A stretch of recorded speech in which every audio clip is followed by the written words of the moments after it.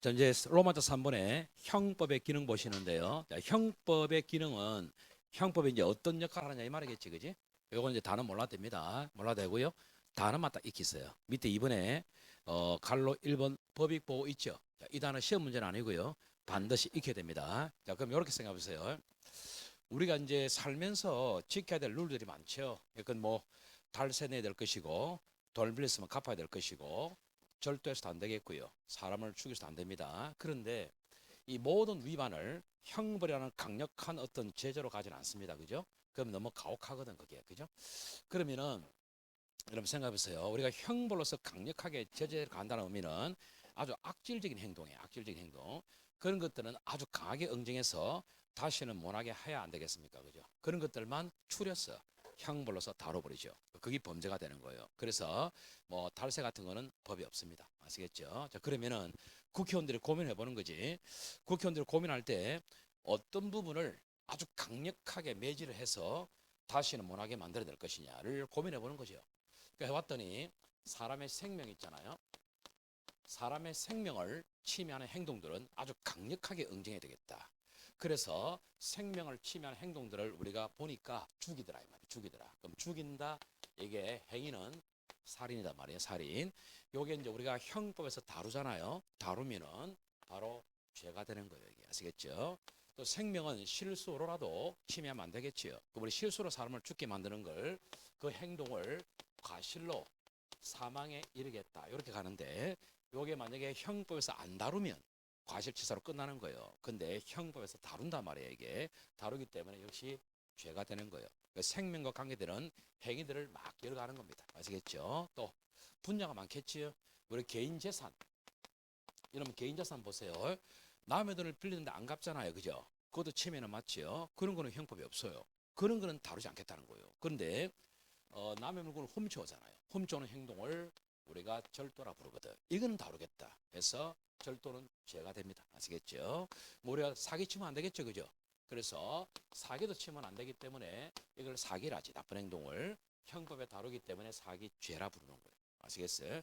이런 보세요. 남의 재물을 우리가 함부로 부수면 안 되겠죠, 그죠? 그 부수면은 재물 손괴인데 그게 형법에 있어요. 그렇죠? 근데 형법에 있으니까 재물 손괴 이거 형법이 있으니까 죄가 되는 거예요. 이게. 근데 보세요. 실수로 재물을 깰 수 있어 없어요? 실수로 도장을 깰 수 있겠죠. 그럼 과실 재물이거든. 없어요 형법에. 없습니다. 그럼 과실로 실수로 재물을 깨는 것은 없습니다. 그건 죄가 아니에요. 아시겠죠? 그 민사적인 부분이에요. 그는 됐죠? 이런 것도 있고요. 이거는 개인적인 부분이고 사회 안전과도 관계되는 것도 골라봐야 될 것이다. 그래서 뭐 단적인 예를 드는 겁니다. 시험 문제는 아니고요. 예를 드는 거예요. 공공의 안전을 침해하는 행동도 응징을 해야 되겠다. 그럼 대표적으로 보니까요. 우리가 주택에 방화할 수 있잖아요. 방화. 그럼 방화하게 되면은 이거 강하게 응징할 필요가 있잖아요. 그죠? 그래서 이건 형법이 있어요. 방화죄가 있단 말이죠. 여러분 교통방해 하면 안 되겠죠. 그죠? 그래서 교통방해 하게 되면은 이것도 강하게 응징하겠다 해서 교통방해죄가 있습니다. 아시겠어요? 등등 있을 것이고. 자, 이거는 사회적인 부분이고요. 그다음에 국가와 관계되는 것도 우리가 응징을 할 필요가 있다. 그러면 공무 수행하는 경찰을 때리면 안 되겠죠, 그죠? 그러면 공무집행 방해죄가 있단 말이에요. 우리 줄여서 공집방 이렇게 부르기도 하고요. 그 다음에 법정에서 정인으로 나갔으면요 진실을 얘기해야 되겠지. 근데 허술이 하잖아. 허술하면 위정인데 이게 법이 없으면 그냥 위정으로 끝나는데 법에 있습니다. 있으니까 위정죄가 되는 거예요. 등등등 이렇게 있습니다. 됐죠?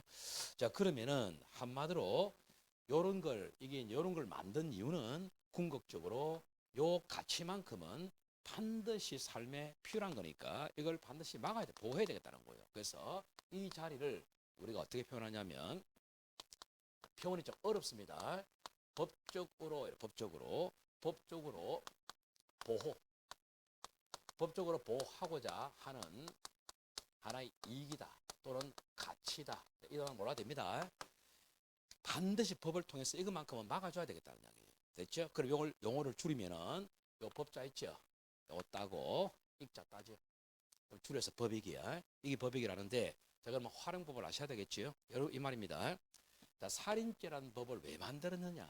살인죄는 생명을 보호하기 위해서 만든 거예요. 아시겠어요? 그래서 살인죄의 보호 법익, 보호하고자 하는 법익이 말이야. 살인죄의 법익은 생명이에요. 아시겠어요? 절도죄는 뭘 보호하려고? 개인의 재산이야. 그래서 절도죄의 보호 법익은 재산이 되는 거예요. 이런 단어를 다 아셔야 돼요. 아셔야 됩니다. 제인 아시겠죠? 됐습니다. 그러면 보세요. 우리가 이걸 잘 보면요. 생명과 재산은 이거는 개인과 관계되죠. 개인과 관계되기 때문에 이 용어를 분류해 놨어요. 이걸 개인적 법익이다. 이렇게 분류해 놨어요. 개인적 법익. 그 다음에요. 공공의 안전은 개인과 관계없죠. 우리 모두가 함께 누리는 거잖아. 그래서 이걸 뭐라 부르냐면 사회적 법익이다. 이렇게 해놨고요. 그 다음에 국가 기능은 사회가 아니고 국가의 문제니까 이거는 국가적 법익이다. 이렇게 표현을 해놨어요. 그래서 여러분 보세요. 우리가 요 살인죄, 과실죄 이런 등등은 총칙에서 배우는 게 아니고 각책에서 배우잖아. 그죠? 각책에서 배울 건데 각책의 책을 딱 분류해 놨어요. 개인적 법익 이렇게 제목을 달아놨거든. 그 속에 이 범죄가 쫙 다 있어요. 이렇게 해놨습니다. 용어를 아시면 돼요. 자, 그러면